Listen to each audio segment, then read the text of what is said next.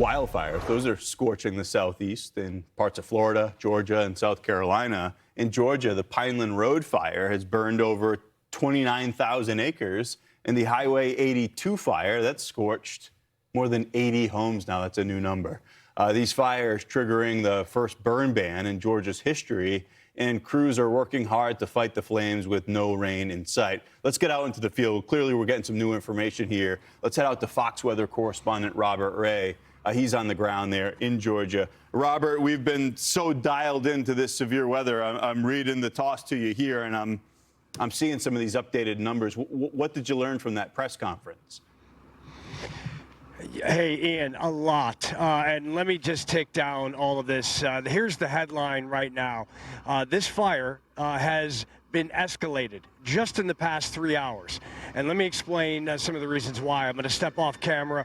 Richard Campbell behind the lens is going to show you a massive smoke plume that has crawled and blown itself up into the atmosphere just in the past hour or so.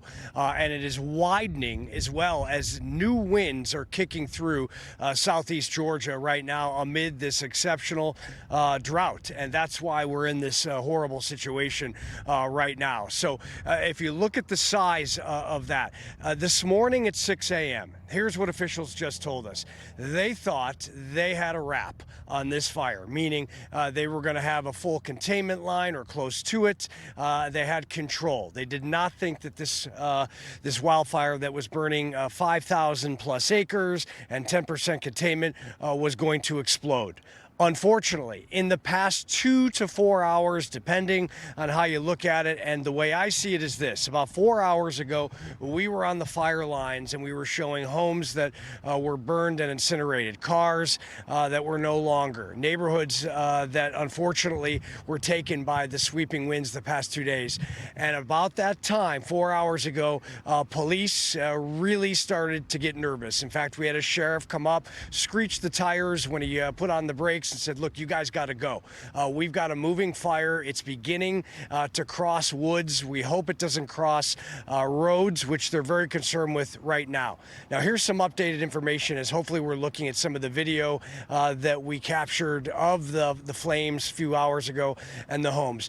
The updated informations are this. We've got about 240 personnel on the ground and in the air. They expect those resources, not only human beings, but heavy machinery and potentially even more choppers to increase because of this uptick, because of the winds that have now created some new fire action out here.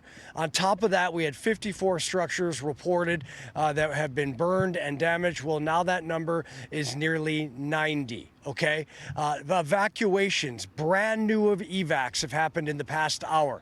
They've asked about 50 or 60 people to leave an area. They hope that these people do. Some are not. Some have sprinklers on right now to try and douse their front lawns to salvage potentially a fire exploding there.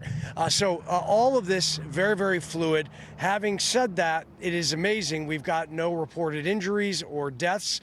And the acreage, let's talk about that. So Forestry Service giving a bit of a confusing message. You know, a couple of us asked, so how many acres are we? Yesterday we were told 5,000. Where are we at? And they are still going with 5,000 plus acres burned here, but they've upped the 15% containment. But again, I'm just going to step out of the camera and you look at that smoke plume there. I mean, that is significant, all right? And that is, if I had to guess, as it's widening itself, at least a few miles wide. And if we talk about, you know, all of this, it's hard to contain these scenarios when the wind does kick up. And of course, we know there are dozens of fires burning in the state of Georgia right now. About 50 square miles plus have burned. Florida is in a very similar situation with, you know, thousands of acres that are scorched.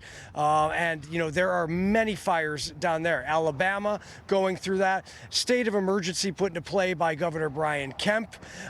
If they have to open up the emergency funds and resources from FEMA, They will, because of that state of emergency that has been called, though that has not been officially ordered yet from state to the feds. They're going to continue to try and contain this throughout the night. This road here, this highway will close again when the light goes down, and I think it's going to be a long evening. I hope these winds die down, but the temperatures are high, humidity is quite low, and again, breezy conditions, and every once in a while, you'll get choppers dragging huge balloons of water and trying to put out all of this. So a lot of changes here just in the past few hours. Headline again, this fire has escalated, not de-escalated. We are in an escalated situation. Back to you. Robert, a lot of new information there, and you gave us the data to back it up. But unscientifically, you zoomed out, showed us that smoke. All of us here in the studio were like, whoa, that's clearly much larger than you arrived on scene yesterday. So we'll be following that and checking back with you. That's Fox Weather's Robert Ray. Thanks.